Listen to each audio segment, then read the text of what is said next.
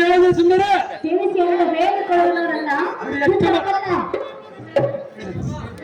ಸತಿ ಶಿರೋಮದ ಕಾಂತೆ ಶ್ರೀ ಬುದ್ಧಿ ಮಾತಿನಂತೆ ಲೋಕದಲ್ಲಿ ಯಾರು ನಡೆಯುವರೋ ಅವರು ಮಾತ ಕಾರ್ಯಪ್ರಸಂಗಗಳು ಎಂದಿಗೂ ಸೇರುವುದಿಲ್ಲ. ಏ ಸುಂದರಿ, ಇಂದಿನ ದಿನ ತಳಿಸುವ ಮುಂಗಾರು ಮಿಂಚಿನಂತೆ ಪ್ರಜ್ವಲಿಸುವ ಶೃಂಗಾರದ ಕುಳಿತು ಪ್ರಯಾಣವನ್ನು ಮಾಡುವ ಕಾಲದ ಮುಂಬರಿದು ಅಂಬರಿಸುತ್ತಾ ಏನು ಮುಂದೆ ಚಲಿಸೆಂದು ಕೇಳುವುದು ಚಂದವಲ್ಲ ಅಂಗರಮಣಿ. ನಿನಗೆ ಕಾರ ಯೋಚನೆ ಅಂತೆ ಚೆನ್ನಾಗಿ ಹೇಳಿಸುತ್ತಾರೆ ಸುಂದರಿ. ತಿಳಿಸುವುದಿಲ್ಲ ಸುಂದರಿ ಕಾಂತೆ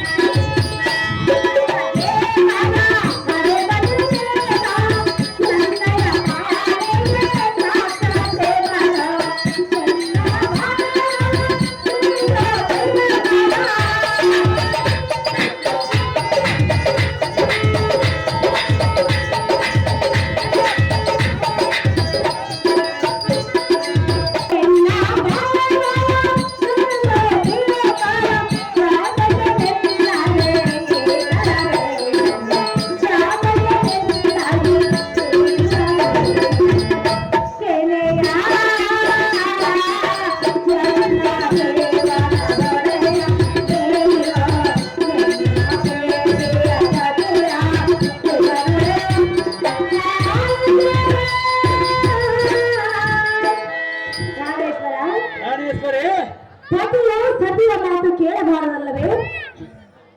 ಹಾಗೇನಿಂದ ಬಾರ ಸುಂದರಿ, ಸತಿಯ ಮಾತ್ರ ಪತಿಯ ಮಾತು ಕೇಳಬೇಕು. ಈ ಸಮಯದಲ್ಲಿ ಹೇಳಿದ್ರೆ ಸುಂದರಿ ಕಾಂತ ಅಂತೆ ದುಃಖರವಾಗಲೇ ಅಂತ ಸಂವತ್ಸರಕ್ಕೆ ಸತಿ ಪತಿ ಅಂದರು ದೇಹ ಎರಡಾದರೂ ಜೀವ ಒಂಟಿ ಎಂಬ ಭಾವನೆ ಇರಬೇಕು. ಕಾಂತ ಸತಿಯರ ಮುಂದೆ ಕೆಲಸವಂತ ಕಾರ್ಯವು ಯಾವುದಿರುವವರನ್ನ ಪುಟ್ಟಿ ಸಂಪನ್ನ ಸರಸಗುಣ ಪ್ರಮೋದ ಅಲಂಕಾರ ಹೇರವಲ್ಲವೇ? ಈ ಬಿಂಗದಿಂದ ಈ ಬಿಂಗದಿಂದ ಮೆರೆಯುವ ಲಂಕಾನಗರ ಯೋಜನಾ ದೂರವಾಗಿ ತನ್ನ ಕಾರಣ ಇರುವ ದಶರಥ ನಂದನರಾದ ರಾಮ ಲಕ್ಷ್ಮಣ ಎಂಬ ಇರುವರು ವೀರರಂತೆ ಮಹಾಸುರರಂತೆ. ಏ ಸುಂದರಿ, ಅವರೋಳು ರಾಮನ ಹೆಂಡತಿಯರಾದ ಸೀತೆ ಎಂಬುವಳು ಬಹು ನೂತನವಾದ ಸ್ತ್ರೀಯರಂತೆ. ಶೂರ್ಪಣಕ ಮಾತನ್ನು ಸಾರವಾಗಿ ದಂಡ ಕಾರಣಕ್ಕೆ ಹೋಗಿ ಮಂಡಲಾಧಿಪರನ್ನಿ ರೂಪೋದಯವಾದ ಸೀತೆಯನ್ನು ತರೋದಕ್ಕೆ ಹೋಗುವೆ ರಾಣಿ ಮಂಜಲ ತರವಾಣಿ. ಪ್ರಾಣೇಶ್ವರ ಪ್ರಾಣೇಶ್ವರಿ ಏನು ಹೇಳ್ತೀವಿ?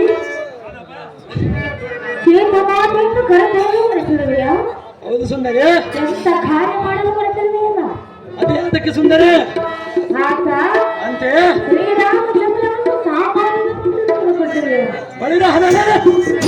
ಸಾಮಾನ್ಯವನ್ನು ತಿಳಿಯ ಸುಂದರಿ.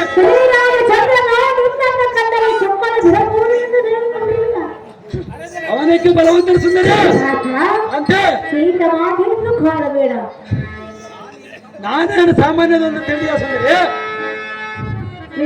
ಹೇಳು ಚೆನ್ನಾಗಿ ಸುಂದರಿ.